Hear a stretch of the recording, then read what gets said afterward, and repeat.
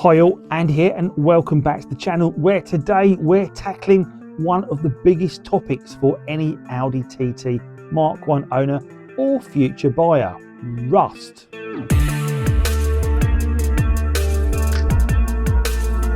These cars are all 20 years old plus now, and while they are fantastic sports cars, rust is one of the many issues that you will face.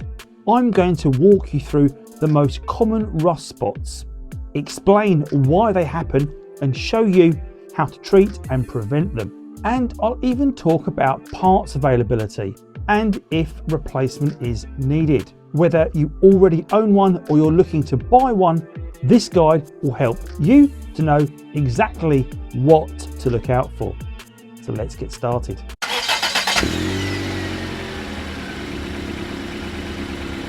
The Audi TT Mk1, also known as the 8N, was produced between 1998 and 2006. While the galvanised body does hold up fairly well, there are some areas that are prone to rust. And this is usually where dirt and moisture gets trapped, or where the factory protection has worn away over time. Let's go through them one by one.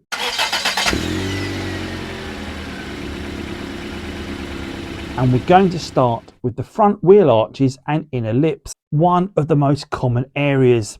And this is where dirt and moisture builds up behind the wheel arch liners. And here we are with a papaya Audi TT Mk1 wing that's come off my particular car. And the reason I replaced this is it was suffering from rust. And you can't quite see it until I bring it up nice and close. And you can probably see here the bubbling that's appearing under the paint, and that's where you've got rust that's trapped right underneath the paintwork, and it causes the bubbling right here, which is a really common place for this to go. And if you don't get it treated or get it replaced, it can spread further. Although we've seen the other wing that's been replaced on this car, you can see there is some rust that's starting to appear around the edge here on the driver's wheel arch.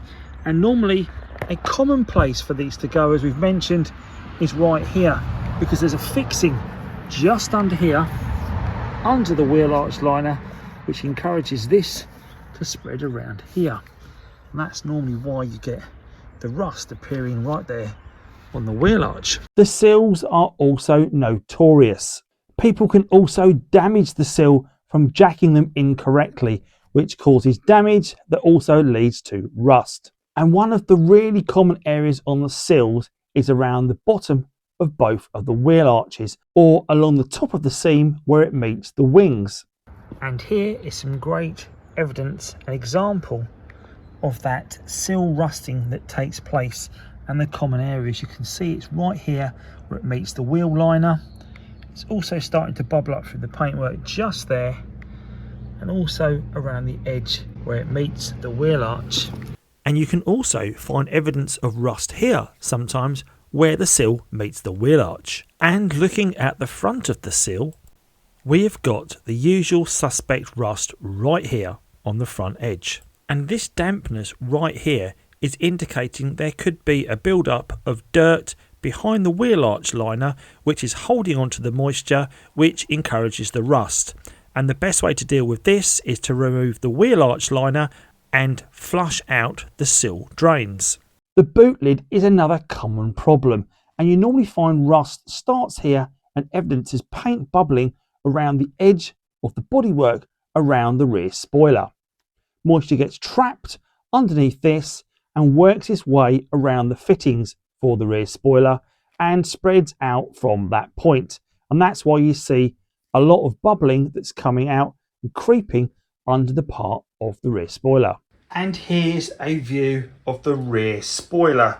And while it looks intact and free from rust, if we look right here in the middle, you can quite clearly see there is some bubbling that's appearing just at that very edge of that lip. And without treating that, that will spread across your whole boot lid. And to treat this, you would need to remove the rear spoiler, get that rubbed down and get that treated. but it's probably easier with the amount of cars left on the road to find a replacement boot lid that you can swap out. And let's not forget the floor pan and subframes. Now here, these items are normally out of sight, but they are constantly being exposed to the damaging effect of road salt and moisture from the roads as we drive on them every day. And the subframe can hide damage underneath, which can lead to an MOT failure because rust is constantly eating away at that subframe. You end up with a hole in it and that will need to be replaced. And the bad news is about that part is you cannot buy them new anymore. So if you want to replace your front subframe on the car, you're going to need to get hold of a decent one from a breaker. And what I do is I always keep a spare subframe at home that's been powder coated and painted, ready to go on the car. So my advice would be for you to get underneath the car and examine it before you look to purchase it.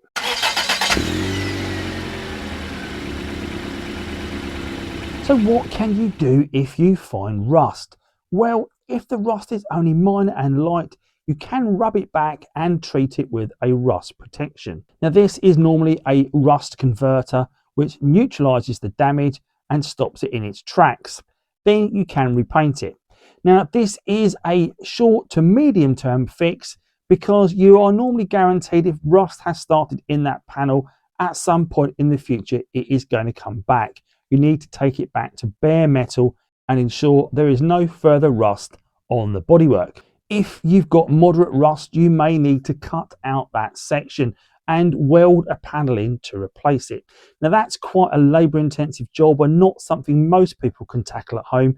You may need to take it to a professional, but that's one area you can do if you need to. Now that's a common feature if there's problems on the rear arches where you have the rear quarter that's not as easy to replace. Severe rust, if it's structural, it will need replacing. And as we've already discussed, this can occur on the subframes. It is a much bigger job, but the good news is replacement panels on the whole are available for the bodywork.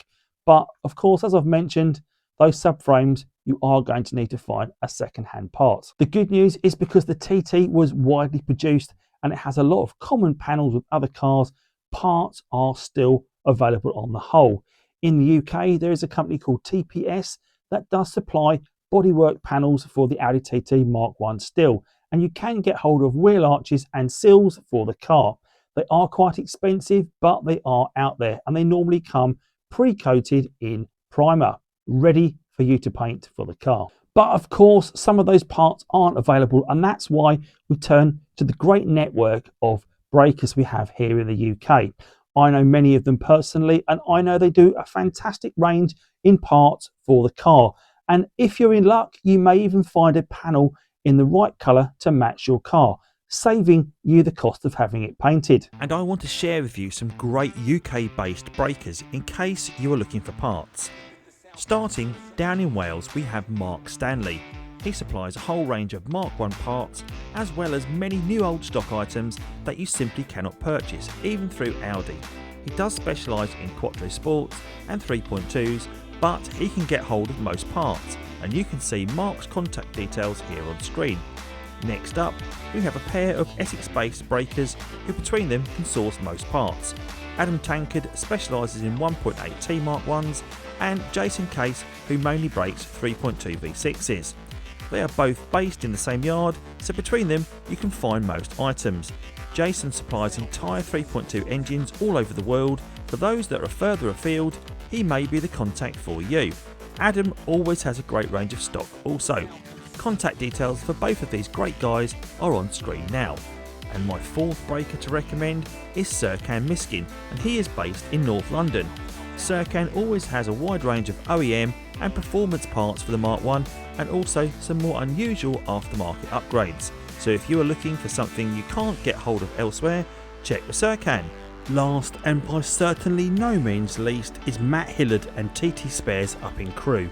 These boys are first-rate parts suppliers and also build engines, rebuild cars and provide a first-rate level of servicing, a well-known and trusted set of TT mechanics. You can contact TT Spares for all your needs at the contact details shown on screen now. I've bought from all of these guys in the past and I can truly vouch for them all.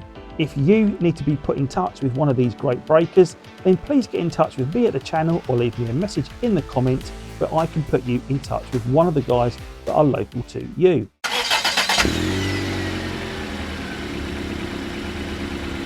So what about preventative tips? What can we do to save our bodywork? Well, one of the key things for the edges of the sills and the wheel arches is to keep them free of moisture and dirt.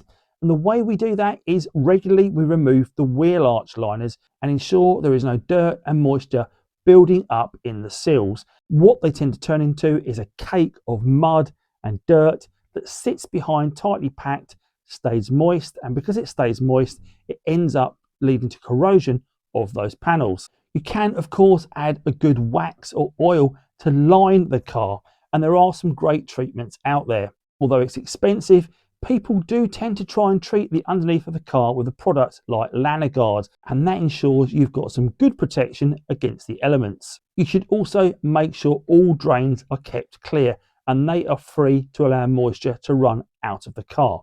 This is particularly important if you have a Roadster where you have a roof drain down either side of the car that flows through the rear quarter panel. These tend to get blocked and filled up with dirt, which causes water to fill up into the car, which not only creates rust and corrosion, but it can flow into your rear panels, which then lead to the CCM becoming waterlogged and ultimately failing. Advice for stone chips is to get them treated as soon as possible. Get them sealed off so you are preventing moisture and dirt to get into the paintwork, which can lead to bubbling. So there you go, the most common rust spots on the Audi TT Mk1 explained, and I hope you found this video useful. If you already own a car, hopefully this guide will help you stay ahead of the problem. And if you're thinking of buying one, hopefully this will allow you to check out the problem spots before you part with your hard-earned cash. And don't forget, if you've liked this video, then please do give it a thumbs up. And also think about subscribing to my channel if you have not already done so, where you'll find a whole host of content on the Audi TT Mk1. Why don't you drop me a comment below if you've had to deal with rust on your Audi TT Mk1 and tell me how you've coped with it. As always, thanks for watching and see you soon. Take care.